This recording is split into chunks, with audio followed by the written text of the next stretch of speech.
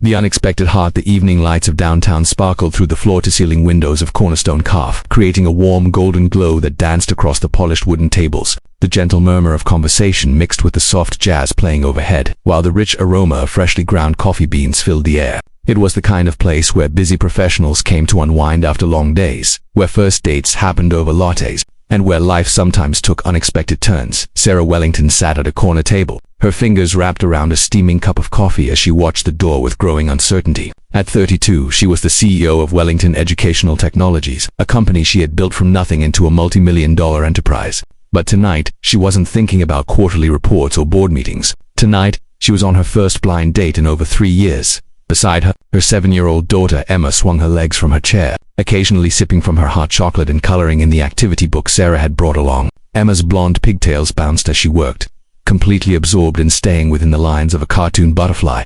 "Mummy, when is your friend coming?" Emma asked, looking up with curious blue eyes. "Soon, sweetheart," Sarah replied, though she was beginning to wonder if he would show up at all. Her assistant had arranged this meeting through a mutual friend, describing the man only as kind, reliable, and genuine. Sarah had been hesitant to bring Emma along, but her regular babysitter had cancelled at the last minute, and somehow it felt right to include her daughter. After all, any man in Sarah's life would need to accept both of them. Sarah glanced at her watch. 7:15. He was already 15 minutes late, and she was starting to feel the familiar sting of disappointment that came with dating as a single mother in the business world. Most men were either intimidated by her success or only interested in her money. The few who made it past the first date usually ran when they realized that Emma would always come first, just as Sarah was considering leaving.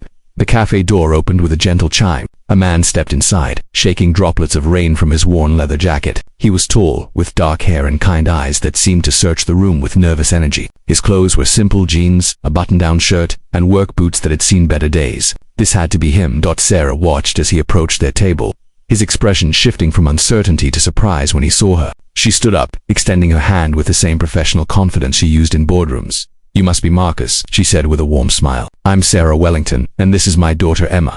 Marcus Rodriguez paused for just a moment, clearly taken aback. At 34, he had worked as a night janitor at Wellington Educational Technologies for the past 2 years, though he was fairly certain Sarah had never noticed him. When his friend had told him about a successful woman who needed to meet someone genuine, Marcus had never imagined it would be the CEO of the company where he worked.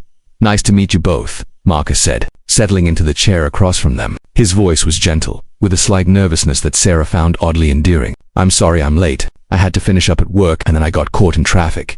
Emma looked up from her coloring book with a direct curiosity that only children possess. "What kind of work do you do?" Marcus glanced at Sarah, then back at Emma. He had already decided to be honest, even if it meant this would be the shortest date in history. "I'm a janitor, Emma. I clean buildings at night to make sure they're nice and tidy for people during the day." Sarah felt something unexpected, not disappointment or embarrassment, but respect. In a world where everyone seemed to exaggerate their accomplishments, Marcus's simple honesty was refreshing.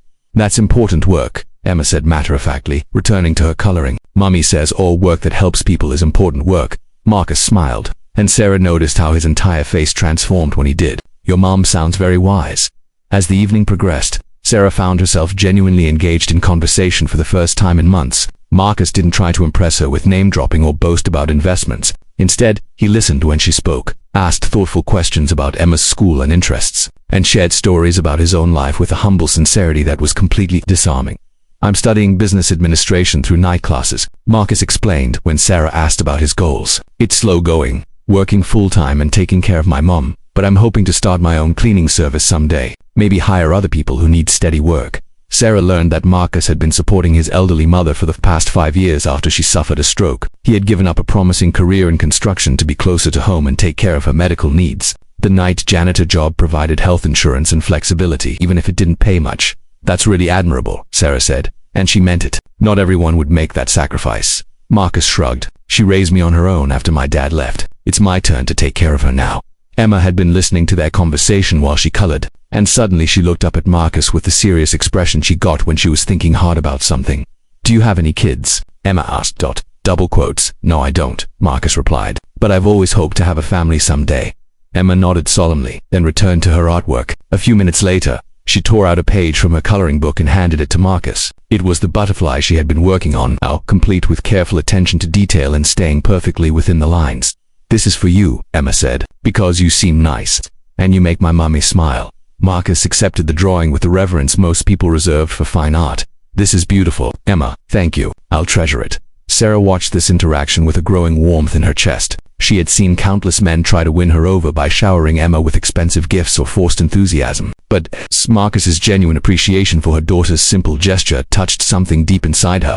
Or heart. As they prepared to leave the cafe, Marcus walked them to Sarah's car. The rain had stopped, and the city streets gleamed with reflected light from the street lamps. "I had a really wonderful time tonight," Sarah said, and she realized she truly meant it. Would you like to do this again sometime?" Marcus looked at her with surprise and something that might have been hope. "Are you sure? I mean, we come from very different worlds." Sarah thought about all the wealthy, successful men she had dated, men who looked perfect on paper but left her feeling empty and alone. Then she looked at Marcus, who had spent the evening treating both her and Emma with genuine kindness and respect. "Maybe that's exactly what I need," Sarah said softly. 6 months later, at their wedding in the same cafe where they had first met, Emma served as flower girl while Marcus's mother, now recovered enough to walk with a cane, served as matron of honor. Sometimes, Sarah reflected as she danced with her new husband, the most valuable things in life can't be measured in dollars and cents. They can only be measured in the depth of a person's character and the genuine love they bring to every moment.